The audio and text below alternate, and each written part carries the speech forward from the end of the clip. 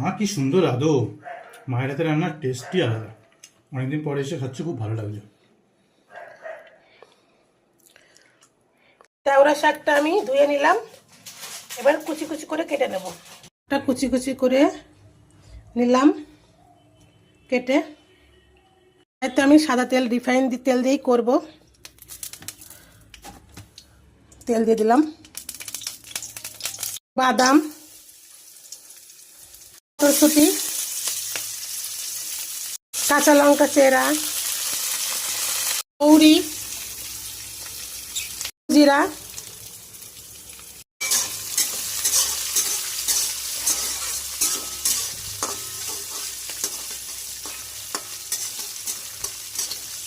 ভেজে নিলাম।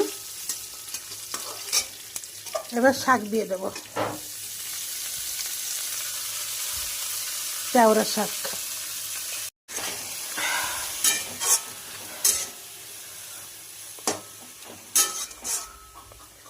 হলুদ পরিমাণ মতো, নুন স্বাদ মতো,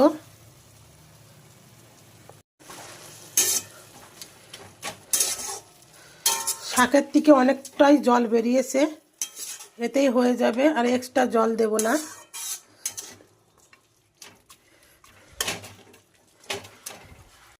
এই শাকটা আমার একদম গরম ভাতের সঙ্গে একদম জমে যাবে, দুর্দান্ত লাগবে।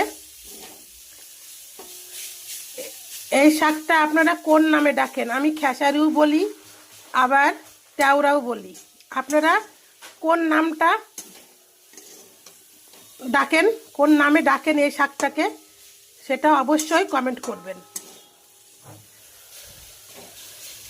মেসেজে লিখবেন। আমার চ্যানেলের নাম হাই চন্দনা ইউটিউব চ্যানেল। আর দুর্দান্ত লাগে, এটা কিন্তু সম্পূর্ণ ভেজ। আমি জাস্ট একটু বাদাম দিয়েছি আর মটরশুঁটি দিয়েছি, এটা দিয়েই আমি করলাম। আর একটু লঙ্কা চেরা, এই আর একটু মৌরি দিয়েছি ফোড়ন, আর কালো জিরা। এই এটা সম্পূর্ণ কিন্তু নিরামিষ শাক, মানে ভেজ শাক, কোনো পেঁয়াজ রসুন কিন্তু আমি ইউজ করিনি।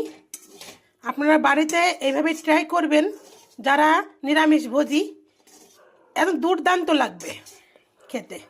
গরম ভাতের সাথে মানে পুরো জমে যাবে। গরম ভাতের সাথে নিয়ে নিচ্ছি।